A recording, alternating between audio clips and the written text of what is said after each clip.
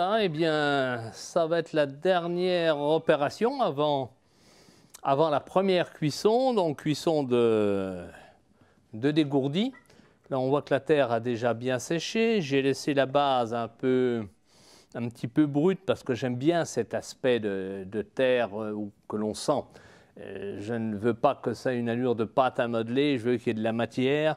Et donc, pour moi, le petit grain qu'il y a dedans, le petit caillou, c'est quelque chose de très important. C'est la vie même de la terre.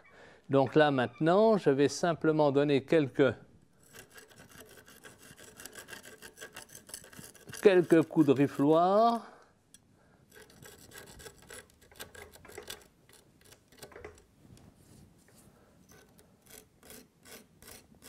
Alors, on est dans le cadre, évidemment, d'un travail totalement académique, c'est-à-dire que c'est tout ce que j'ai appris aux Beaux-Arts qui ressort en ce moment. Ce n'est pas un travail de création, c'est un travail tout à fait dans les règles académiques, avec le respect des formes.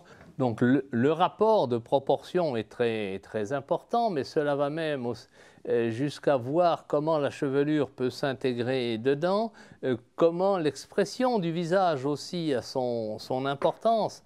Et là, l'articulation des deux bras levés qui encadre comme une ogive gothique le visage, j'ai trouvé ça très très beau, un très joli modèle.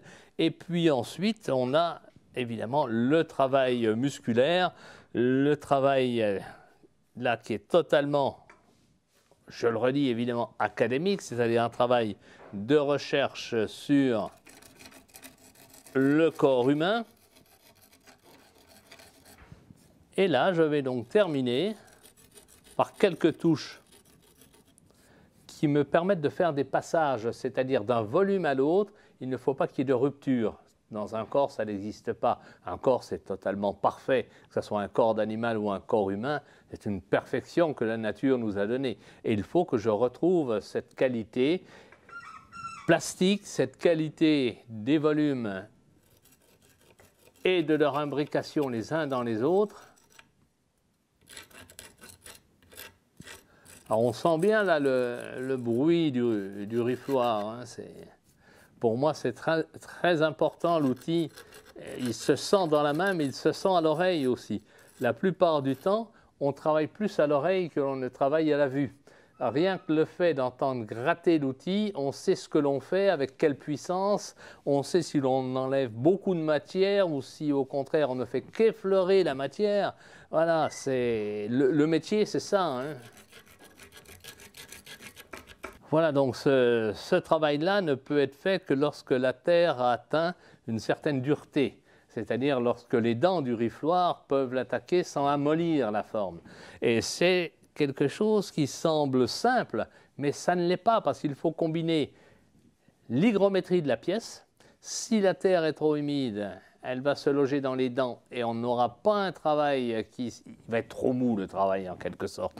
Donc là, au contraire, on recherche à obtenir des effets entre les volumes et il faut que la terre soit sèche pour cela. Voilà, et ne serait-ce que l'expression du visage concourt à l'œuvre elle-même. C'est un tout, une œuvre. Un visage sans expression, la sculpture perd tout son intérêt, à mon sens évidemment, et dans ce que je recherche dans la sculpture. Donc ici, l'œuvre est totale, elle est complète, aussi bien dans l'harmonie générale du corps que dans des petits détails comme la bouche, comme le nez ou comme l'œil. La chevelure aussi a son importance. Travailler avec une chevelure qui est bien servie par la terre, cela nécessite d'avoir préparé sa terre à l'avance pour cela. Donc ici maintenant, le séchage est quasiment terminé. Ça se voit à la couleur de la terre. La terre perd son humidité et va changer de couleur. Donc d'ici quelques temps, je vais pouvoir faire une première cuisson, ce qu'on appelle la cuisson de dégourdi, qui va donner une certaine solidité, une certaine porosité à la terre, parce que comme elle est là, elle n'est pas poreuse. C'est de l'argile et l'argile n'est pas poreuse. Donc lorsque j'aurai atteint vers 1050 degrés cette porosité, je vais enfin pouvoir poser l'émail, faire l'émaillage de la pièce, ce qui va lui donner sa véritable peau.